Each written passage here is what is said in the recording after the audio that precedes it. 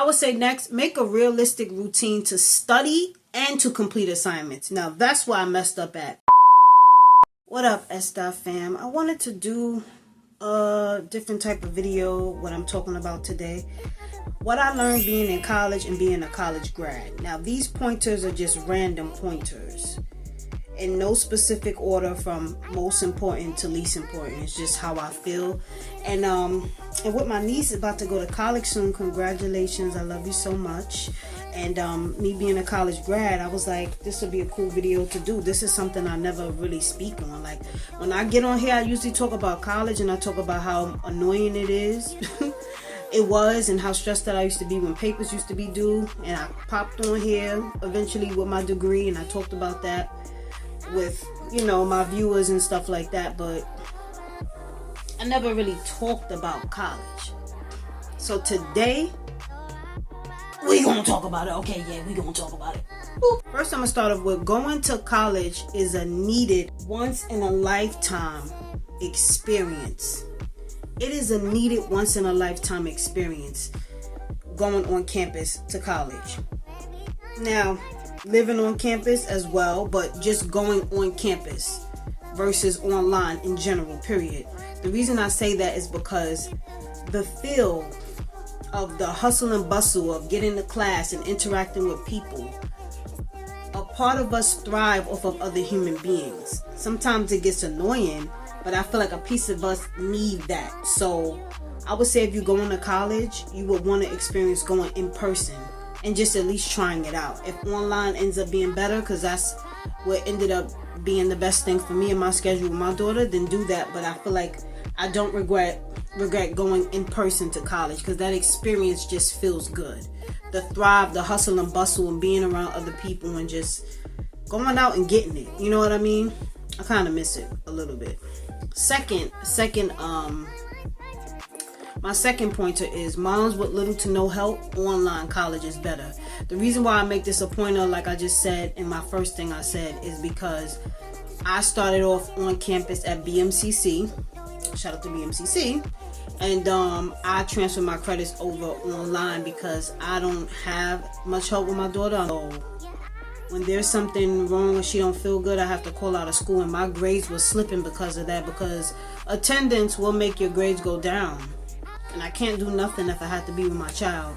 Or sometimes her school will be closed and mine will be open, and then I have to miss that day and whatever's going on for that day. So I feel like if you really want to do college, don't be discouraged if you have little to no help. Online might be an option you can consider.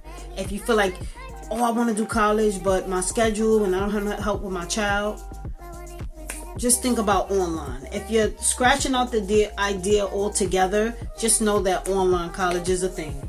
And then you get a degree the same way. I would say next, make a realistic routine to study and to complete assignments. Now, that's where I messed up at. I was tired as hell, and I used to be at 3 a.m., 4 a.m. doing papers. Just granted, sometimes you might run into that in life where it's just very, very hectic, but I do feel like it shouldn't happen to you all the time if you make a realistic routine and schedule to study and to turn in assignments. Say, for instance, you got a 10-page paper. Say today is the 20th and it's due March 1st. Try to bust out a page or two from since you got the assignment, so that by the time it's due, you have maybe 1 or 2 days to review it. Or they have services where you get a tutor to look over the paper. They have, I don't remember what it's called, but they do have services where someone can look over the paper for you. But it takes like 2 business days. So you work on the paper for those 5 days, little by little.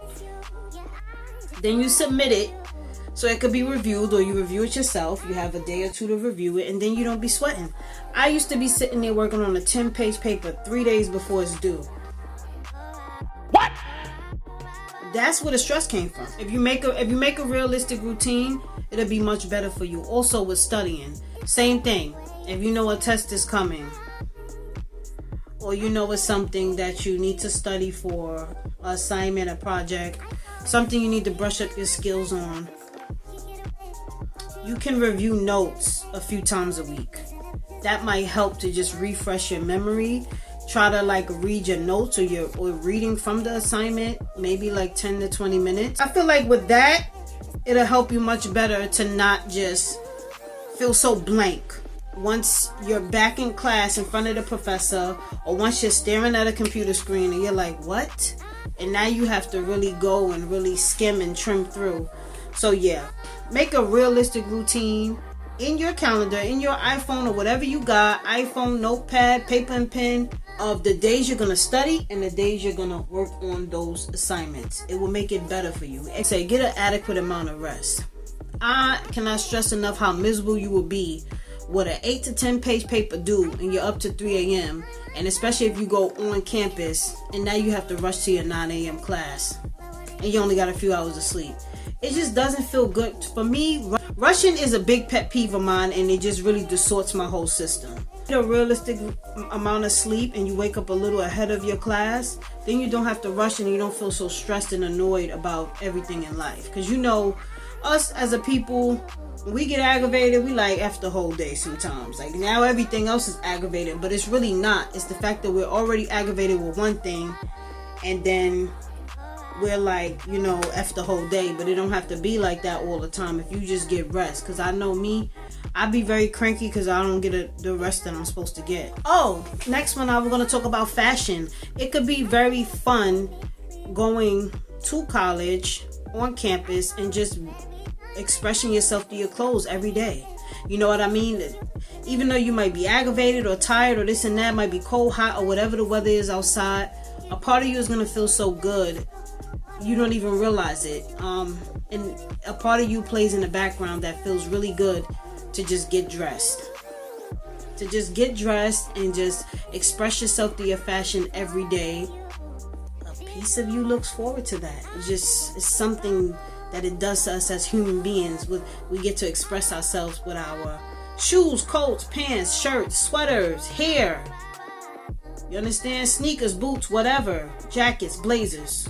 All of these things in the outside world, and we get to see people look at us like, yeah, I'm gonna put that shit on. Next, I would say use the college experience to network with like-minded people, whether you are online or on campus. Obviously on campus it would be a bit easier because you're seeing people face to face, because I didn't never really network with regular people online because I never hit nobody up. It's like online, they have a where you can email your professor, and you also can email classmates. I've never emailed a classmate ever. Like, I just saw no reason to at all.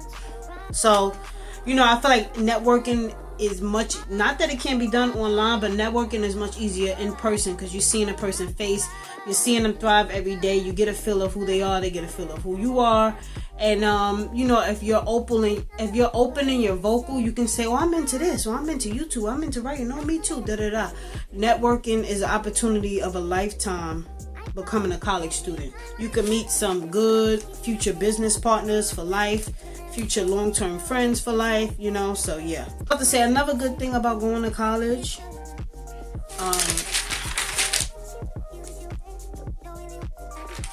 another good thing, and the thing I learned by going to college, is enjoy the scenery.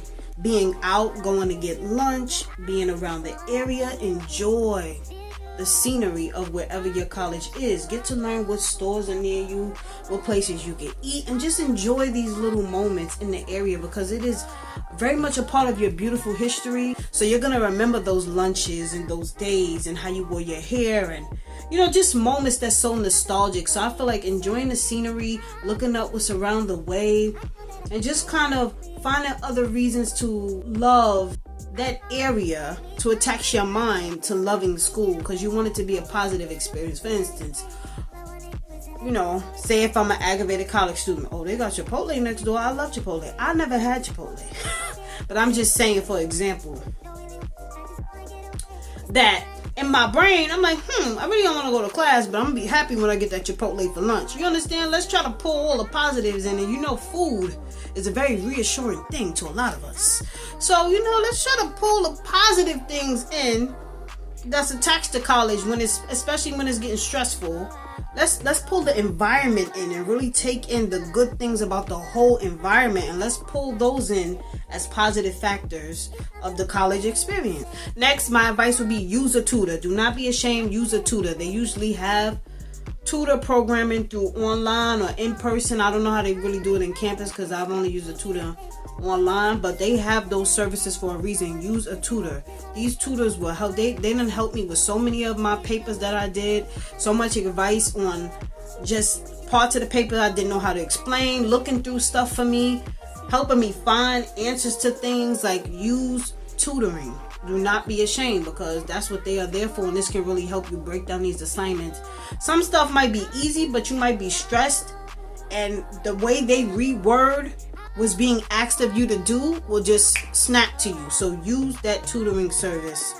Lastly, I would say keep a respectful relationship with your professors. The reason why I say that is because, number one, you are building yourself up to be a professional individual, and if you don't like your professor or they rub you the wrong way, there's a lot of people, unfortunately, that's going to rub you the wrong way and not treat you as good or treat you unfair. Just always show up as your best self and show up with a smile. And remember, that does not mean don't speak up for yourself, but just always come very demure with it. Very demure with it. If it's anything lawfully, handle it lawfully. Hopefully it would never be that bad, but handle stuff by the book. Say what you gotta say. It don't never have to be rude. It don't never have to be nasty. You know, go by the book. Justice shall be yours. Just don't let people get you to 10, because you'll meet some nasty ones or some rude ones. Listen, they don't pay your light bill. They don't pay your gas. They don't put food on your table. Don't let them affect your whole day and your whole life. Take a deep breath, figure it out. Take a deep breath, talk to your, what is it called? The guidance counselor? Is it still called guidance? I think it's called guidance counselor. I don't know if they call it guidance counselor. I can't remember. Talk to your guidance counselor or upper superior if it's that serious. But keep that decent relationship with a professor, because let me tell you something. You could be 1 point away. And I'm a true believer that people will be petty. I don't care what nobody said. You could be 1 point away from being able to get grade on that curve. And if you're a nasty little chick, they might have just been like 64. Okay, that's an F. Because you might have needed that 1 point to get to a C or a D or whatever the case may be. And I don't care what nobody say. I feel like they keep that in the back of their head. Like, well, I don't like this girl anyway. She come with a nasty attitude. She don't say good morning. She cursed me out. Girl or boy, whoever it is, you understand? And they might just not give it to you. I feel like they keep that in mind of your presentation of a person. How do you show up in their classroom? So, just try to be respectful. This is not high school anymore, so we don't have angry little tantrums. We can't have excuses for these things anymore. But that's just it, and that's just all. I hope y'all like this video of what I learned in college and being a college grad. I hope it's useful to those younger generations that are about to lead into going into college. Hopefully these tips y'all take and use, because they are very useful. And I'll see you next time. If you have any ideas for any other videos, leave it in the comments. Bye.